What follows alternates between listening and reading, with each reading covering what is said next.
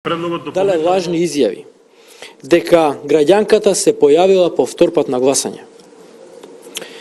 Јавноста вчера виде дека присутните членови на избирачкиот одбор и по идентификација, и по лична карта, и по проверка со УВ ламба утврдиле дека граѓанката веќе еднаш гласала и има траги од спреј на прстот. Сега ДИК го оспорува нивниот исказ. И заради тоа, и заради нарушување на изборниот процес, ги праќа во затвор Берат Усеини, Катерина Миновска, МС Абас, Богица Василевска, Таја Ѓурчиновска, Златко Ѓоргевски и Јајсел Мемеди, кои што се членови на избирачкиот одбор, заменици членови или наблюдувачи. Јавноста треба да знае дека Фатиме Сулејмани не пријавила ниту дека ја изгубила личната карта, ниту дека некој ја украл, а таа лична карта е заведена во избирачкиот список. И многу е веројатно, согласно исказите на сите членови на избирачкиот одбор, јавно кажани вчера, дека таа лична карта е искористена за гласање. Ова е изборниот инженеринг, за кој што предупредувавме како ВМРО ДПМН. Ова е сценариото на постизборен инженеринг, што треба да биде реализирано по нечија наредба. Членовите на ДИК, кои излегува надвор од своите надлежности, треба да размислат дали заради вакво сценарио се подготвени да испратат во затвор 7 луѓе. Дали членовите на ДИК сваќаат што ќе им направат на семејствата на Берат Усеини, Катерина Миновска, МС Абас, Богица Василевска, Таја Ѓурчиновска, Златко Ѓоргевски и Јајсел Мемеди. Дали членовите на ДИК знаат кој ја донесе граѓанката Фатиме Сулејмани во Скопје? Дали знаат дека таа стигна со ново Ауди А8?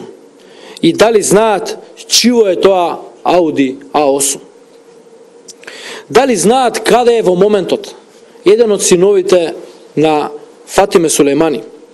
Дали знаат дека е можно некој да ја злоупотребил Фатиме Сулејмани и преку валкани игри да ја вклучи во вакви незаконски игри? За се ова постои морална и материјална и кривична одговорност. Дали сте свесни што правите? Дали имате совест? Дали ќе ви биде чиста совеста само заради потребата од изборен инженеринг да испратите во затвор 7 невини луѓе? Свестете се. Немојте да газите преку живи луѓе. Благодарам. Господине Тодоров, чија е наредбата и чија е тоа Ауди А8? Ова е прашање и до ДИК, а и до вас. Вие сте новинари, преку истражувачко новинарство можете да знаете одговорите на сите овие прашања. И јас ве замолувам тоа да го направите. Така ќе помогнете на Македонија. Зошто протестирате пред ДИК кога знаете дека повеќето од приговорите се отфрлени? И како го коментирате употребената говорна омраза пред ДИК од протестантите? Говор на омраза ВМРО ДПМН никогаш не одобрува и не знам дека постои таков говор на омраза. Не, тоа само по себе притисок врз работата на ДИК, овие протести валена. Протест не може да биде притисок. ДИК треба да работи по закон. Дали надвор има некој што протестира или нема, е неважно. Важно е ДИК да работи по закон. И затоа сега се обраќаме до членовите на ДИК. Ве молам, имајте го ова на ум. Сериозна работа се прави. Зошто протестирате? Не протестираме, да држам пресконференција. Па вашите членови протестираат? Не знам дека се тоа наши членови, тоа се незадоволни граѓани кои што изразуваат својот револт од незаконската работа на некои членови на Државната изборна комисија. Господинот Антонио Мелошовски сино ке држеше говор таму. Добро. Секој има право да одржи говор и секој има право да го изрази својот револт и секој има право да изрази своје мислење доколку почувствува дека нешто што се прави во државата е незаконски и неправо.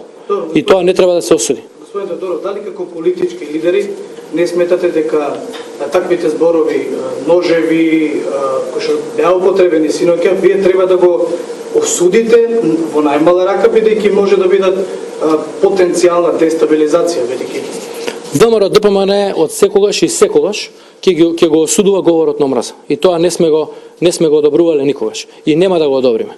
Од било која страна тоа да доаѓа. Она што за нас е најважно е да целиот процес биде законски и да не се дозволи заради изборен инженеринг од било кого да се пратат невини луѓе во затвор. Ова кое што денеска го обзнанив е многу сериозна работа. И ве молам како новинари, доколку држите до својата професионалност, да го истражите ова и да не дозволите да Македонија биде втурната во некои сериозни лоши сценарии.